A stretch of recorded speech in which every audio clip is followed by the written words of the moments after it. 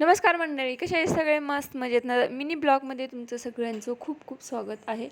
तर ना मी आज शिल्लक राहिलेल्या चपातीपासून नाश्ता बनवणार आहे. पहिले पण मी ह्या अगोदर पण एक म्हणजे व्हिडिओ टाकलेला आहे, अपलोड केलेला आहे. तर तुम्ही काय करतात शिल्लक राहिलेल्या चपातीचं तर मला कमेंट बॉक्समध्ये सांगायला विसरू नका. तर मी काय केलं, चपात्या 4 चपात्या होत्या, कारण कसं ना रात्री जरा जास्तच झाल्या होत्या. मला आता दररोज शक्यतो तर मी जास्त म्हणजे शिल्लक राहण्यापुरतं करतच नाही. तर इथं शिल्लक राहिलेल्या चपात्या मी मिक्सरमधून काढून घेतल्या आणि मस्त त्याचा असा बारीक भुगा करून घेतला मिक्सरला. आणि जसं आपण कांदे पोहे करतो त्याचप्रमाणे हे बनवायचे. म्हणजे हे आमच्या इकडे ह्याला ना कुटके म्हणतात, त्याला कुटके, मोकळे कुटके म्हणतात, कोणी तुकडे म्हणतात, कोणी चपातीचा चिवडा म्हणतात. म्हणजे प्रत्येक भागामध्ये त्याला वेगवेगळे एकच पदार्थ आहेत पण नावं बरेच आहेत. तर आमच्या इकडं ना लातूर भागामध्ये ना चपातीचे मोकळे कुटके असं म्हणतात त्याला.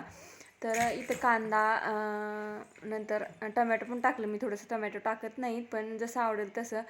कढीपत्ता, हिरवी मिरची, टमॅटो, कांदा, शेंगदाणे, हळद, मीठ, फक्त एवढंच, दुसरं काही साहित्य नाही. आणि असं परतून घेतलं सगळं, एकदम फ्राय करून घेतलं. आणि नंतर मग आपले हे कुटके टाकले, तुकडे टाकले, चपात्यांचा जो भुगा करून घेतला होता मी त्यामध्ये टाकला. आणि नंतर असं मस्तपैकी असं त्याला म्हणजे परतून घेतलं, खालीवरी करून घेतलं. तर खूप साधी सिंपल रेसिपी आहे आणि खायला पण एकदम चविष्ट असं छान लागते. तर कधी तर असं पण करून खायला म्हणजे कधी तर करून खावं असं पण नाही का, फेकून देण्यापेक्षा आपलं काहीतरी जुगाड करून आपण असं खायलाच पाहिजे. पण आमच्या इकडं प्रचंड लोकांना हे करून खाता, सगळ्यांना आवडतं आमच्या भागामध्ये. तर हे कुटके म्हणतात ह्याला. आणि नंतर अजून एक शिल्लक राहिलेल्या चपातींचे जे उकडून शिजवतात त्याला पण कुटकेच म्हणतात. पण ते चपात्या वाळवतात, नंतर त्याला मग फोडणी देऊन शिजवून मग ते ताकासोबत खूप छान लागतात ते पण.